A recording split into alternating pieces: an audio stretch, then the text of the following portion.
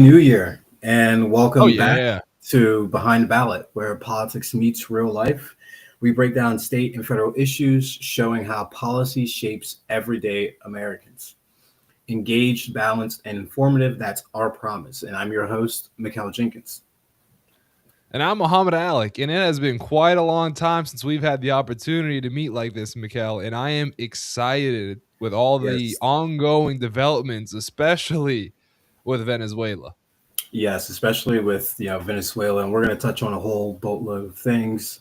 No pun intended on that, but we'll Bumming the touch on a few boats. things. We'll hit on political side of things, looking at Tim Walz's investigation, Amy Klobuchar looking to step in, looking at the fraud investigation that will be coming for Gavin Newsom. And then we're going to move on to, then we'll touch on the ACA subsidies because those are expired now. And then we'll move more into on the legal side of things. We will be looking at Jack Smith's testimony and potentially what could happen if Democrats take back in 2026 and have him testify on his findings, as well as mentioning to our listeners that the Supreme Court is anticipating their ruling on Trump's tariffs this week. We're going to gloss over some economic standards and then really we're going to start with the global issues that are going on because that is the most pertinent and most prominent. So to start off, the United States captured Nicolas Maduro on January Captured 3rd. is an interesting adjective. Very No, interesting. captured is an interesting verb to use for this instance because it's like, did they take I don't know. Captured is definitely correct to some extent, but I feel like also maybe it was a bit of not taken hostage since they're not using him for some defensive or negotiating means. But he didn't have an arrest warrant out until like the week they decided to arrest him. They're like, we need to get rid of this guy. So yeah, he's a wanted criminal in America now. And Right. how that work is they actually introduced narcotic charges against him in America, saying that he is responsible for a lot of drugs coming into America based off his connections with the cartel in Venezuela, which name I'm blanking on right now. But the interesting thing about this, Mikkel, is that earlier in the day when the charges were actually filed in the court of New York, take in mind the charges were filed today. They abducted him. Abducted might be a better term than captured. Then when they abducted him today, because I want to add a little bit of a caveat before I go on this Yeah. hinge. Maduro isn't a good guy. I'm not defending his character by any means. I'm merely criticizing the fact that a country who has stronger militaristic might had the complete authority to go into another nation and kidnap/steal their leader, despite Yeah. the fact of whatever you may think of him, and take him to our country. Imagine if China said, "Oh well, Donald Trump's pissing us off.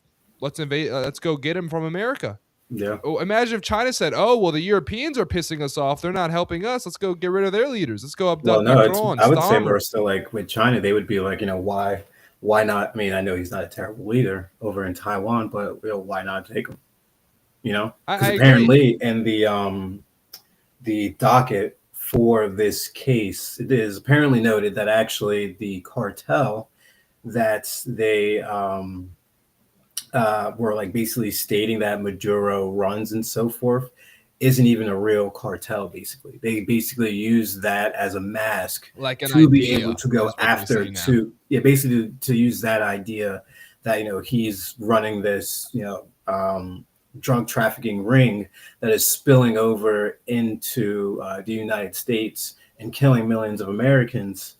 And that is completely somewhat of the case, and it's also important to note that he did also pardon another drug trafficker as well who was selling cocaine into the United States. So it's The kind former of like, president of Honduras, yeah, former correct? president of Honduras, and someone was also saying it was interesting how yes, we got Maduro, probably the top priority guy, but also there's like 4 or 5 individuals who have been indicted by the United States.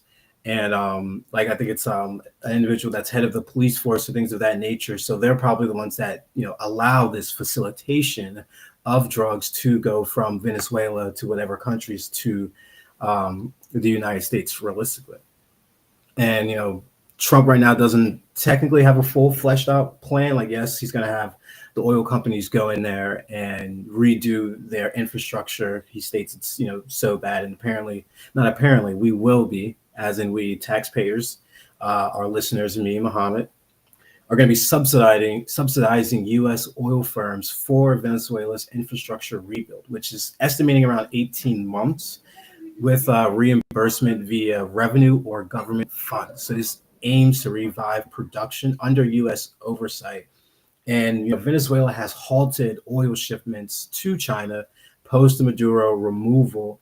And I was telling Mohammed this prior to this removal, China actually would get 70 to 80% of Venezuela's oil shipped to them. So now that's not happening anymore. And speaking It's more interesting. on, yeah, Go ahead. Were you going to segue into the topic, or are you going to talk more about this? No, I was going to talk more about this, and it's like Feel free. it's I have interesting. I want to add about China and what they've been saying about this all. Yeah, it's interesting to note that this whole Monroe Doctrine is now coming into effect. Everyone had that funny meme online where, I don't know, Mohammed or listeners, if anyone's ever seen, I think it's Dune 1 or 2, where one of the Harkonnens, he's like in the bath water or whatever, and he's like, my Arrakis, my Dune. Someone put Donald Trump's face, Donald Trump's face on him and said, my Caracas, my my Dune. So that was a little funny joke out of everything that's going on. That it's not funny, but it was definitely to me that no, China, Russia did not interfere. I know they're talking about it, but they did not interfere at all. So that brings me to think that there's a mutual agreement.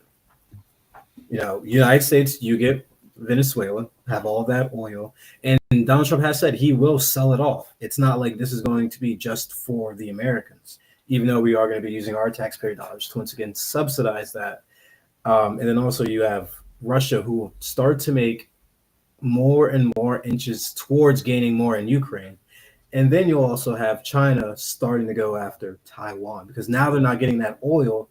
Taiwan, I would say, is probably one of the most important countries in our age because of the level of chip manufacturing that they do, and also the level of importance that it is to the Americans and the globe. So it's going to be interesting to see. Now I want to add something to this, because you did say some very good stuff.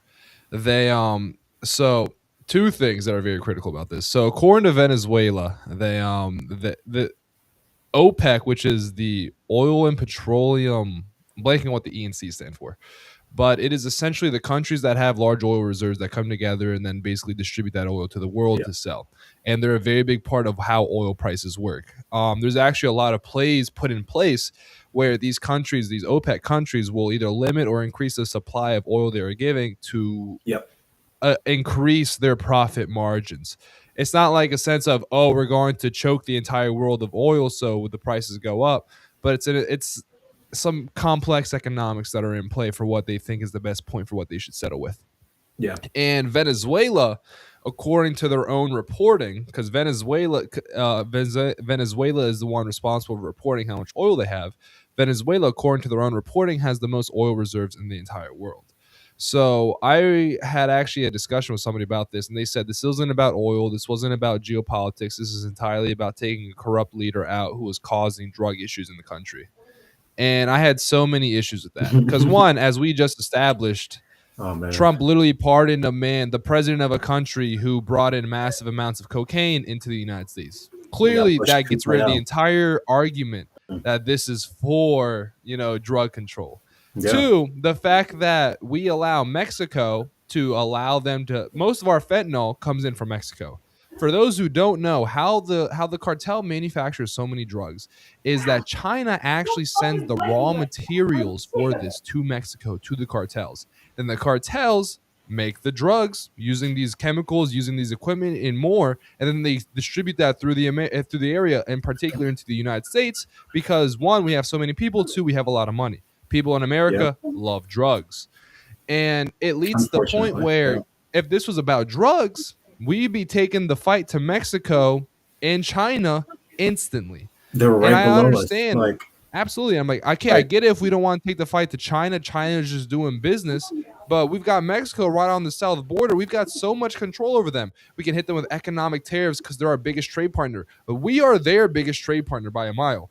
They're our yeah, biggest by trade partner mile. as well. But we've got Canada, we've got other countries, we've got Europe. We can dilute what we do with Mexico to other countries.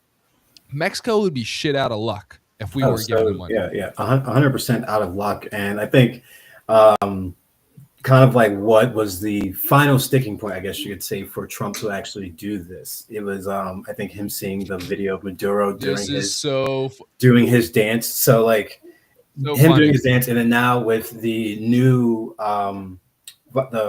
president that is now in office for Venezuela, I think he was stating that the individual that got the Nobel Peace Prize, I think that is the vice president. I could be wrong, No, no, but I no. think So the I current know he was saying like, if you interim. don't give me the Nobel Peace Prize, or say like I should have deserved it, like things are going to be bad for you. And I'm just like, off of him capturing Maduro because of the dance, and him stating this, Muhammad, you might have the actual who the person was that won that Nobel Peace Prize, that basically Donald Trump says got it Oh stolen my from God, him. the Israeli sellout. I'll just Yeah, search it up. It'll come up right away. I'm forgetting her name. yeah. She Her was saying, name is blah blah blah blah. Machado is the yes, name they're giving me. Machado. Yes, Yeah, Machado. So yeah, yeah. I think she is the vice president, if I'm not mistaken. the vice president, but she's not the current acting president. I know that. But Yes, she she's has the said, vice president.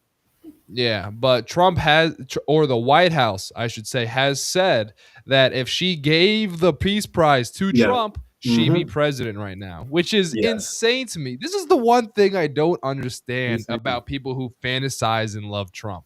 I have, listen, man, I've lived a long life around people, around men particularly, who are very sensitive about their egos and get angry very quickly. And it's always been, to me, a sign of weakness in the fact that you can't find your worth nor your masculinity in anything except being a strong man. Like, especially us being wrestlers, I'm sure you've seen a few people who, once they're like, they lose that tough guy wrestler, that identity, they think, well, what the hell am I if I'm not a tough guy wrestler? You know Right. what I mean? I mean, And that's they why you gotta have struggle that with badge of finding honor. that toughness in different ways. What'd you say? Oh, So that that's why you gotta cauliflower ear. have Yeah. that badge of honor. Let them Oh know. yeah, no, you can Let barely them see know. mine, dude.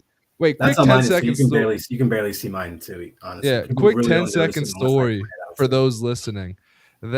So cauliflower ear is when blood gets into your ear because of impact, and it causes that distortion of the ear once the blood solidifies and turns into something that you literally can't do anything about. It's permanently like that forever. It's It's like solid. cartilage, right? Or am I And wrong?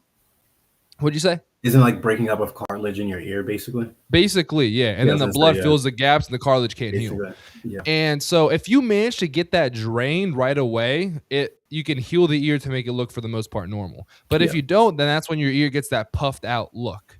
Yeah. It And when hardens. You can't. Yeah, listen can't to do anything this, with the hardens.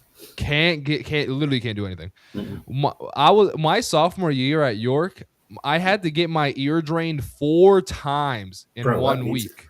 Dude, me too. Yeah. I was Yeah. like, dude, why am I still wrestling this week? Like, let my ear heal. Like, I'm Did you have getting to it wear drained. the wrap over your head during, bro? So that's Oh how. yeah. So mine blew up in. I know we're off track, but they're getting a health lesson. We'll get on back to wrestling. track. That's how mine was too. I remember I was wrestling Greg, no headgear, and literally the next morning my ear exploded. I was like, "What the heck?" Literally took one practice for my ear to blow up, and I had to have it drained 4 times because being in college, I was like, I'm not walking around with a bandage over my head. First of all, Yeah. so I would go to sleep. Like I wear it when I go to sleep. Didn't wear it the first time. Ear blew right back up. So yeah, I'm right Oh, there. dude, it's so bad. Mine My was done brother, like because I'd often practice with my brother, who's like heavier than me. And I'll be honest, my brother was a better wrestler than me. He was more aggressive, stronger, quicker. yeah. Sounds Whereas good. I was Yeah. more of like, I like to counter, I like to like set things up, and it didn't work out better for me because it's just how wrestling styles go. Yeah. But he loved the fucking club on the ear, and I should pardon my cussing, everybody. And I remember one time, the coach, because I want to keep it simpler instead of giving out actual names for the listeners who are listening to us. The coach said, "Oh, Muhammad, you need to toughen up." I'm like, dude, my ear's been filling with blood the entire week. You think this feels good? Like, you Literally, think yeah. I enjoy this? Like, let me take the fucking day off. Like, let me take the freaking day off, man. No, But literally. let's get back to the story. Let's get Yeah, back to the tying back actual in. point of So the the cartel. new, so the sworn in president, I believe I'm going to say to him or her, Delcy It's a her. Rodriguez. So It's a her. sworn in as acting president is now inviting the U.S. collaboration for peace and sovereignty, striking a conciliatory tone post initial defiance. But you also have this was before all of this happened. Venezuela has declared actually a state of emergency post the U.S. strikes and trying to have individuals mobilize against these imperialist attacks, which realistically that is what it is. It's the Monroe Doctrine in full effect. Like I understand not wanting China, Iran to flood into Venezuela given the level of importance, but I think us going in there, shooting the missiles in, attacking them hard, having Delta Force in, which we'll go to Iran after this. Delta Force is I've was on Twitter. I actually got some confirmations that Delta Force is actually on the borders of Iran right now. They are in Iran apparently because due to the protests that are rising throughout the days, and actually I believe Khomeini has said that he would actually flee to Russia if things got out of hand. Oh yeah, I Um, heard about that. yeah, he would flee to Russia if anything got out of hand. But in those court proceedings, though, Maduro pled not guilty in the Manhattan court, declaring himself a prisoner of war and Venezuela's president. His arrangement follows obviously him getting captured by the United States and facing narco-terrorism charges, amid defiant claims of innocence. Now, I can't say he's innocent in anything. Do I think that he should be tried in our court? I'm like, I mean, yeah, it'll be interesting to see. why do we not gonna get like, I mean, Israel? I mean, even more if I, this is about drugs, why don't we get the Mexican people? I mean, yeah, Okay, let start me be there. more. Let me be more Like, PC instead of saying the Mexican people. mix Why games, don't we get the cartel leaders that the Mexican government is refusing to hand over to us? right? Now, for example, the U.S. and Mexico do have a extradition agreement where they will extradite cartel leaders that the United States finds to be guilty Yeah, to our country in order to find them, to get them in a criminal court of law to face these charges. But the issue is that Mexico has multiple times said, "Hey, we're willing to help you with this all, but we're not going to allow your military to come into our land because we're a sovereign nation. We don't want another country's military in our nation," which I'll admit is a fair argument. But as an American, I don't give a damn. Clearly, we have no issue sending in our military to countries when we feel the need fit. Iraq, Afghanistan, we bombed Iran in recent days. Talk about all the wars in the Middle East that we've gone through. Talk about all the military bases in other countries that we have. We've yeah, got more military bases across the entire world than some people have populations. And that's a bad example. We have more military bases across the world than some people even have like Navy ships. oh, 100%. And it is a very good example of how stretched out and spread the American military and industrial complex is within the world. So the issue of, oh wait, we can't use our military because then that's violating this country's sovereign right, doesn't matter because we've not cared about that before. And it's a fact. More than 90% of the fentanyl and the drugs that come into our nation come from Mexico. And we could easily go into there, completely secure the border on their side and on our side with the military, and then go in and take care of the cartel. But they say, no, you can't do that. And we abide by it. Yeah, And I understand you want to keep the relationship well. You don't want to ruin your relationship with your second best trade partner. But at the end of the day, when drug overdoses have gone up 400% over 20 years, yeah, you're thinking, well, is the money more worth it, or is the health in the life of our citizens more worth it? And I think what a lot of people have been seeing, what they're so frustrated by, is that the government consistently says, well, we care more about the money than we care about our own citizens. And it's this whole Venezuela situation is a great example. I mean, I was talking to a friend of mine who's very conservative, and he was the one who was pitching the argument of, well, this is for taking care of a corrupt leader who's causing mayhem within the area that is hurting the United right. States. And I Democracy. said, I'm not going to say you're wrong about that because you're not. He's not a good guy. He does No, cause not at issues. all. But at the end of the day, if we're talking about what's best for Americans, we've got we've got the city of Baltimore has more homeless people than all of Japan. And when I say this as a counter argument to why we invaded Venezuela, it's not me, it's not whataboutism, it's not me deflecting, it's me saying, why are we spending so much money on these foreign operations in these international geopolitical movements when we have so many domestic issues? Why are you going to Yeah. tell me it's important that we get rid of a leader in South America, not even North America, South America? Why are you going to tell me it's more important that we get rid of a leader from South America when we've got so many domestic issues at home? Yeah. And it's the argument falls flat at that point. And Trump himself has said it. Because I was discussing with this man. I said, listen, man, this is all about oil and this is all about support for Israel. And he was like, well, I can guarantee you it's not about oil, nor is it about support for Israel. Two things that came out about that from the establishment, the government itself. Trump saying, yeah, this is about the oil. Trump literally saying, yeah, this is about the oil. Literally. Hey, we're going in there. The oil companies are going to go in there. We're going to refine it. We're going to take advantage of it. We're going to make it good for America. Okay, cool. Honestly, like if I'm going to be, it's a cruel world. If we're talking about imperialism, yeah, I do want America to be the top dog. I do. It's not, I'm an American citizen. I imagine the Chinese say the same thing about the Chinese government. They're thinking, well, yeah, of course I want Taiwan. Taiwan is China. I want China to control Taiwan because look at how beneficial it would be for us. And of course, then we as Americans say, well, look at China trying to conquer Taiwan. Oh, wow, they're two separate countries. We're invading a country that is literally not even on our own continent. You know what I mean? We pulled off a Call of Duty mission, if I'm being honest. Yeah, The way literally, yeah. Like some videos of Osama people bin try Laden to- shit, invading Pakistan to kill Yeah, Osama, literally. and then we're invading Venezuela to Oh, capture their gosh. president. I could not stand those war room photos trying to be like Obama when they got When they got Osama. Osama. I was like, no. It was like Obama's photos are leagues ahead of yours. They had some black curtains around. I'm like, dude, what are you doing? But with Yeah, this, I know. Seeing Pete Hesketh there on his computer, I Hess was gotta there. say, man. Wait, I want to trash talk Pete Hesketh for 10 seconds. God off. I actually watched a video from him from 2016, basically recounting everything that he's doing now, which is you can find out for basically almost all of the politicians, especially Marco Rubio, who's apparently been assigned to lead Venezuela's government transition somehow. Yeah, I I was heard gonna they're say, giving it actually to Stephen Miller because Marco Rubio is too busy. It was like the Lee's development. Like, hey, Rubio's got too much on his plate, so they want to make sure they focus on it with a bit more, so they're giving it to Stephen Miller. But we'll see what happens. yeah, we'll definitely see what happens. But I think it's also important to know how there's one person that's not been involved in all this. Who? JD Vance.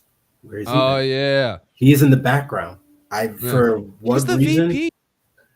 I know, but you think if you're going to be stepping into that light in 3 years, you should probably be in the face of this, or maybe they're like, let's keep you out of this. You know, we need to keep you far away. You need to be safe, and you need to be ready to pick up everything come 26, 28 when he wants to run.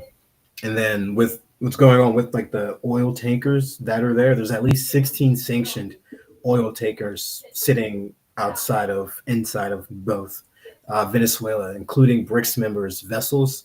So they are defying the U.S. blockade post the Maduro capture using spoofing tactics to evade detection, which is challenging Trump's embargo and aiming at halting the revenue to Venezuela.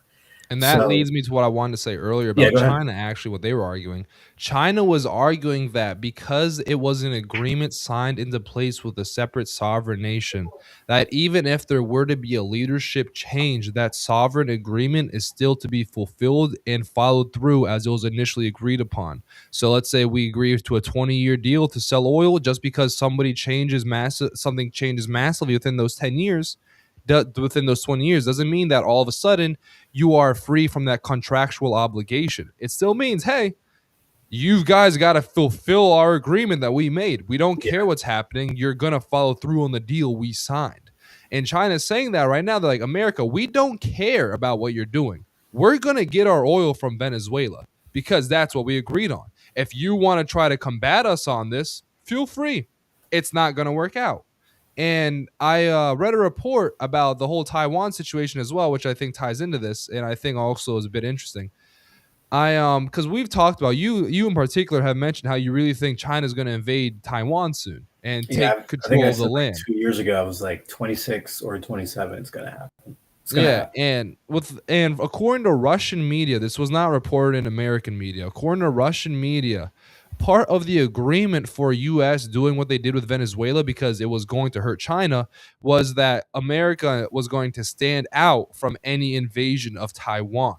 So, what I think we're going to see is America trying to claim massive oil reserves for their own economy and their own geopolitical practices, such as strong arming China, and China's going to invade Taiwan for the AI chips. Yep. And then America, when they've got all these new restrictions on AI, because for those who aren't listening, who don't know, Taiwan makes quite literally about half of the world's global chips. Yeah, Half. literally. The Taiwanese State Manufacturing Company is the dominant figure in the world when it comes to manufacturing these chips. And it is a very big issue because it's a very niche kind of ordeal where not only do you need very particular skill sets, you need very particular setups and circumstances to be able to create these factories and be able to get these chips made. And China, because Taiwan is literally right off the land of China, has much quicker and easier access to it than we do. Yeah. So the United States found that if China were to invade Taiwan, we would get absolutely smoked because it makes sense. China would get absolutely smoked if they try to defend us from invading Mexico, for example, because we've got our whole military right here, literally right across the border. We can do all the logistics, we can do everything quicker and better than China could because it is our area of the world. Same logic applies to China and Taiwan. Yeah. They are so close to Taiwan. If we tried to defend Taiwan, we would easily lose, easily. And Mhm. so I wonder how much of this is the administration realizing, oh, well, China's going to take over Taiwan. Let's take over Venezuela, versus how much of it is also using that or being opportunistic about oil and conquering it where we can. So a thought ran through my head real quick, thinking about it all. So I'm thinking, what if this was always meant to happen? You know, like, because all right, think about it. He has those stakes in the chip companies, correct? Yeah. Right, the government. We now have 10% in Venezuela. Intel and 10% in a few other ones. Yep, I think is Nvidia one of them as well, right? I think Not so. yet, No, not not yet. yet. Yeah. They had the deal with Nvidia. They get 15% of all profits of chips sent to China, and then China said, "Okay, we're just not going to buy any Nvidia chips anymore." Yes, that's And they right. That's said it right. for a separate reason. They said they found the Nvidia chips had security backdoors within them that Yeah. were allowing Yeah. Nvidia to get information that they didn't want to give out. So China was promoting these chips to be created from within. So I'm like thinking, like, is this all for a reason to have China get Taiwan so that now there becomes a higher production of the AI manufacturing chips across the globe? So now that 10% that was had by the government is going to skyrocket because now we're not controlling it. We're not, sanctions on you because we don't want you to have an X, Y, and Z.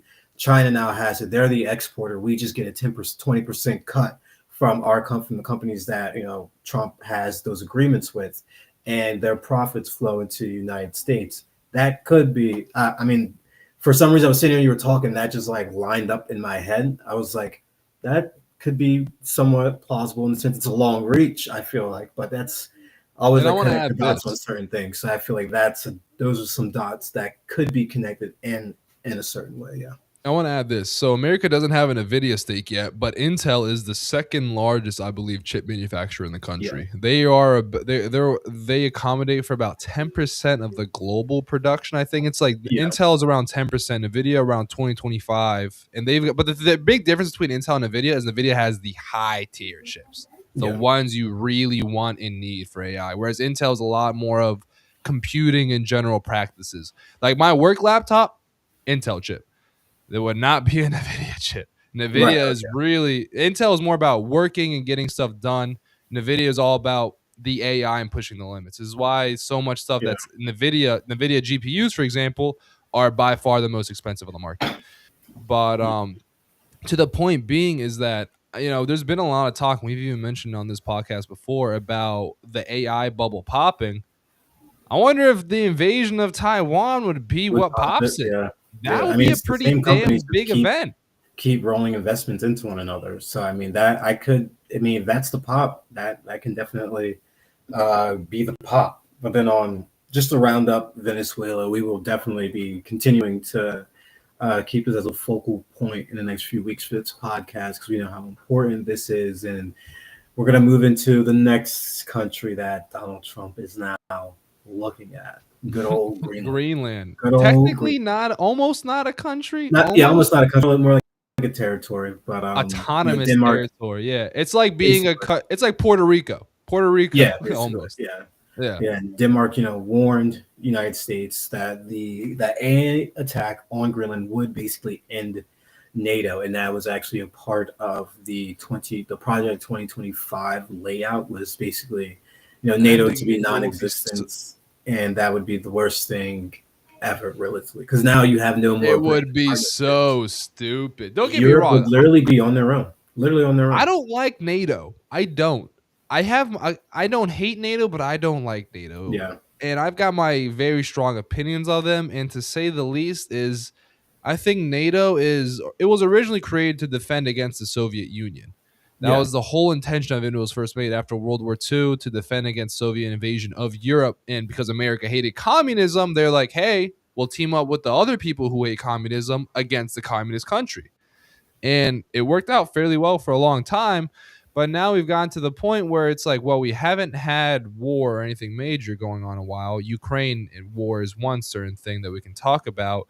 But in terms of the scope of World War II, we have had nothing going to that yeah. extent. Nothing of that. Nothing of And that. my home country is Bosnia, Eastern European, not in NATO. Very important to mention that. So when it comes to NATO, you would think that Europe would defend or do things regarding it in Europe. But when it came to the Bosnian War, NATO just allowed that to happen for 3-4 years until they finally decided to step in because of the massive amounts of war crimes that were coming out of the Serbian invasion of Bosnia. And the thing that I found out and learned about NATO is that they're much more defensive and reactionary than proactive. And they will literally allow people to die by the tens of thousands just to be political about what they should do with the military. And we see that very well now with Ukraine. Yeah, And I mean, it's an interesting thing. I want to add this as well. The English and the French have just agreed to a deal where they will put land troops on the ground in Ukraine to defend weapon and ammo depots. wow. That is big. That So is not big. only are we seeing Europe take a step away without the United States to defend Ukraine more, we're seeing NATO or I should say the European Union, because NATO insinuates America, and NATO is basically just America and some other countries, because Europe is. So quick 10 seconds. The big issue of NATO is that the European countries have heavily not been pulling their weight with it. They have allowed America to put Yeah, bases within Europe and to be basically the heavy puller of NATO. So now that was the big complaint America had with NATO, and was a fair argument among the countries no, in NATO. Only two other European countries had percentages of their GDP that they were putting towards the military, like America was, and they were both less than the military than the percentage America was putting forward. America was at about 4.75% of their GDP was going towards NATO and militaristic expenditures, whereas Poland, and I'm blanking on the second one, but Poland was one of the only two other countries that had above 4% military spending for NATO. Whereas countries like France, England, Germany, they all had around 2%, 1.5%. So Europe heavily weakened themselves because of reliance on America. So now with everything happening with NATO, and the Trump effect is the easiest way to say it, is that these countries are thinking, well, we can't always rely on America. Like, what if we have somebody else who is similar to Trump who comes in? Or what if we have a issue when someone like Trump, where Trump is in president, and they don't come to our aid? We've got to take action into our own hands and defend the European mainland. And that is what we're seeing now with this agreement with England and France agreeing to put troops on the ground in Ukraine. And one interesting thing about this all, and Mikhail, we can get back to what you're mentioning because I'm going on a little bit of a rant here regarding NATO and the Ukraine war, is that Ukraine has lost massive amounts of land. And it has come out from Trump, from the White House, that there may be a deal soon regarding ending the war, which would result in Russia taking massive amounts of Ukrainian land. Yeah. I don't see the European countries agreeing to that deal. No, I don't see them agreeing to that. Either no one wants to see Russia to further expand, make their foothold, larger than it already is, and what they want. They want to make Russia. They want to. Putin wants to get Russia back to its old glory, and he thinks that this mutual agreement of Monroe Doctrine, the United States taking over Venezuela, Russia making more advances in Ukraine with the deal and things of this nature, giving up of lands. I know we talked about that during the before the New Year Christmas holiday, that there were talks. They're going to have to give up land. Yeah, land's going to. How much land? How much land is going to be that's going to be the kicker there, realistically. And then moving on to the next, I did touch on Iran. As I said, it was reported that Delta Force is in Iran currently, deployments to Iraqi borders targeting militants. So Iran is considering preventive strike against Israel as well. So it's I hope they bomb the shit out of Israel again. I mean, it's really a tight and tenacious spot right now in that area, because I feel like the smallest thing will have the biggest avalanche come falling down on everyone in that area. If Israel were to disastrously attack Iran, I think Iran would just completely destroy them, and nukes may be something that's a question that's going to be used, or threats of that usage are going to be thrown out there against Israel. Though they have their own weapons and we have ours, that's what will then start up this whole connection of who's lying with who, who's getting with who. Now we have two factions on both sides. In my opinion, it's going to be NATO and BRICS. But, depending upon what's going to happen with Greenland and whether or not the president wants to purchase the land, which I've heard he's thinking about, or possibly military action, which would prompt the complete dissolvement of NATO. I think purchasing is definitely the better option. But at the same token, you're going to purchase Greenland, but yet our farmers are only getting $20 million. Like, people need to understand this stuff. That's what I'm saying. When you bring Greenland, but ACA subsidies lapse, and now people have to pay thousands and thousands upon thousands in premiums. And I don't know if you were watching. He talked to the Republicans today. We're going to be going into our legal section. Well, actually, before I get there, I just want to also mention that even though there is a ceasefire, still want to keep everyone up to date. Gaza's death toll has reached 71,000. Ceasefire. The moment Hamas strikes back, it's over. But Israel can kill all the children they want, and it's totally fine. It's fucking ridiculous. 71,000 since October 2023. And that's based off the figures that are verified and proven. There is. Exactly. I want to add this quickly. So I have a lot of knowledge regarding the Bosnian War and the genocides and the ethnic cleansing that came out from that. And the reason why I use both those terms, even though they might be argued that it could only be one or the other, there would be certain towns that would be genocided because the entire populations would be murdered, but the overall goal or the overall plan was ethnic cleansing. Let's get rid of them all. If we can move them all out, amazing. If we have to murder them all, we'll do that. And that's what was done. Srebrenica genocide is one of the largest, was the largest 1 week murder, just the largest murder of a population on European soil since World War II. And if I'm not mistaken, was there a movie about there's a few movies about the Bosnian War. It's very sad. I was actually talking to my girlfriend about the movie that I watched, because we were talking about it as well, like Muslim religion, this, that, and the third. And I was like, I think the movie was Behind Enemy Lines. It may have been. That is actually very familiar. Let me Google that. I watched it in my Holocaust and Genocide class in high school. Owen Wilson. 2001, Behind Enemy Lines.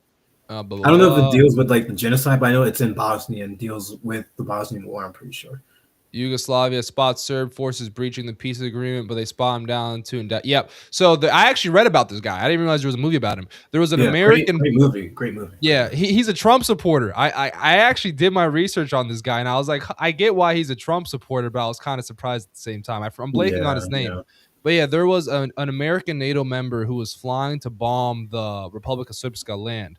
So Mhm. because they were committing war crimes, and it was NATO finally stepping in to say, "Hey, we've had enough of you guys murdering innocent people on European soil. We're gonna bomb you if you continue to do this."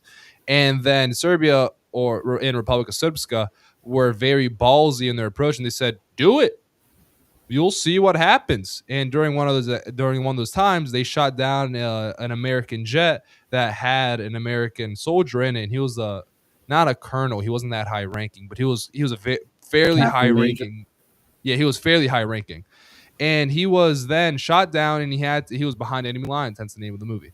And then it took them like a few months to be able to get him out from behind enemy lines. But Yeah, it was a very interesting a very interesting story.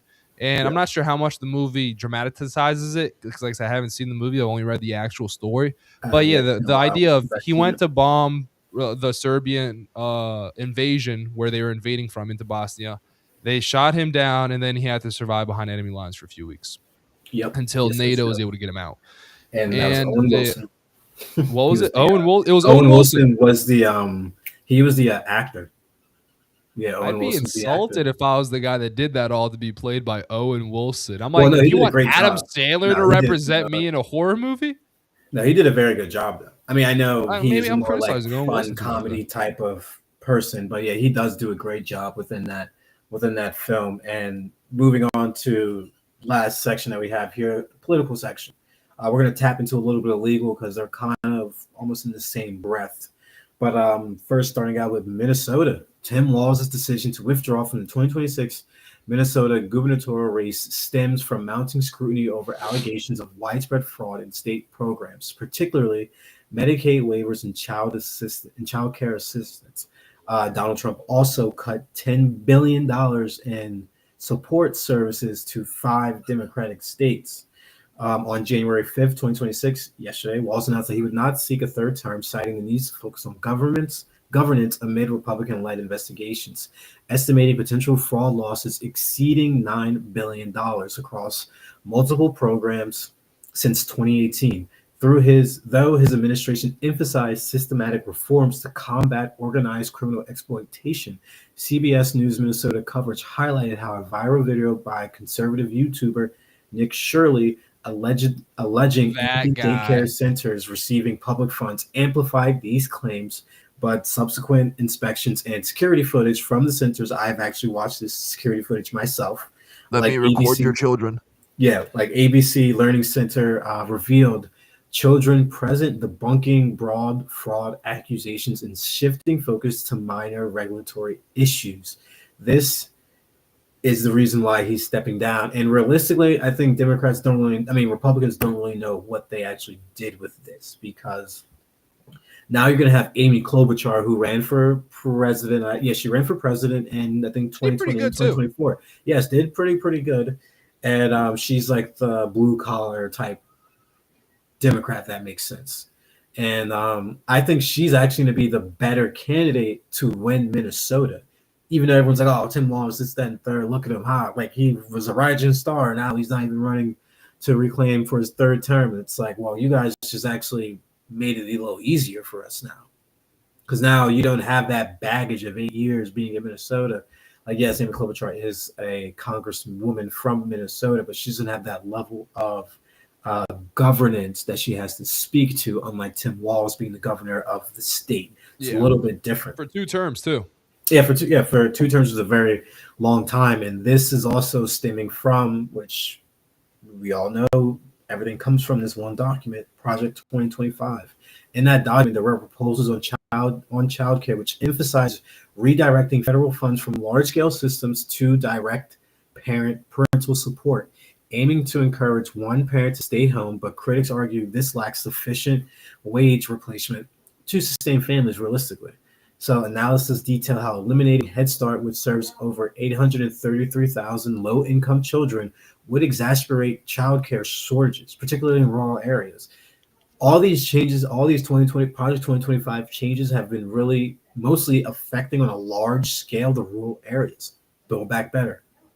Rural hospitals leaving left and right because of it. Now this whole childcare push, yeah, good luck being in the West, being in like the Midwest rural areas when you have things of this nature being stripped out from you.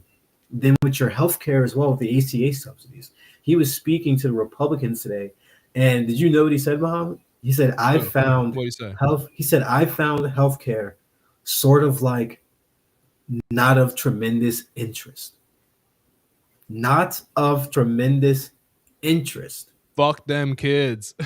Realistically. And so there was reporting that apparently Mike Johnson is caving to demands by the GOP caucus on the ACA, which may mean that at least 9 members of his caucus made him an offer he can't refuse, which could potentially give Democrats what they want on the 8th if there is a vote for this bill, or also there could be potentially looking at to remove the speaker if there is no movement on these ACA subsidies, because as we've said before, even in the speaker's home district, someone making an average, salary 80,000 would see their premiums go from about 500 to about almost 1,200. I mean, almost like 2,000. So it's these policies they're putting in place that they think that they're doing the right thing, but they're really hurting the constituents who really voted for them really the most. And with 2026 looming, during that same speech, or that same time he was talking to Republicans, President Trump was warning of a third impeachment if the Republicans lose in 2026. And that is exactly what's going to happen. You'll have that impeachment process, and then what you will actually have is Jack Smith giving his testimony. So this is where the legal piece is kind of tying in here. So his testimony. I'm gonna go to the bathroom quickly. Yeah, back quickly. Jack Smith's testimony to the House Judiciary Committee in December 2025 affirmed proof beyond a reasonable doubt of Donald Trump's involvement in overturning the 2020 election, retaining classified documents, and obstructing justice. In the released transcript, Smith emphasized bipartisanship evidence and non-immune conduct post-Supreme Court ruling. That post-Supreme Court ruling is that oh my gosh, what is it? I cannot think of it for the life of me. But the presidential immunity case that they now have for the president since the Supreme Court decision this in 2025. So the released transcript. So the released transcript, Smith emphasized bipartisan evidence and not sorry. So post the Supreme Court ruling, defending indictments against unprecedented challenges and stating that there was no historical analog for Trump's actions in attempting to subvert the election results. So I would be interested to see what that testimony is fully laid out as, and also what would be the recourse for if the Democrats were to take back the House, which is at like 70% on poly market, but there is a small percentage that could also take back the Senate as well. If they do that, they'll be able to impeach and convict in the same brush of a stroke.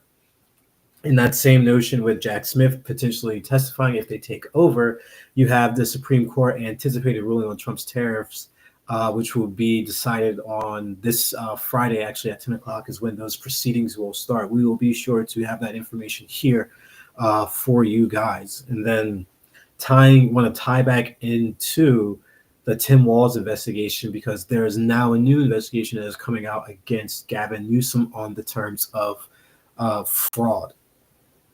And those fraud allegations were announced by President Trump today, implicating Gavin Newsom in claiming massive losses across programs like unemployment and homelessness initiatives has been contested as exaggerated by many news sources.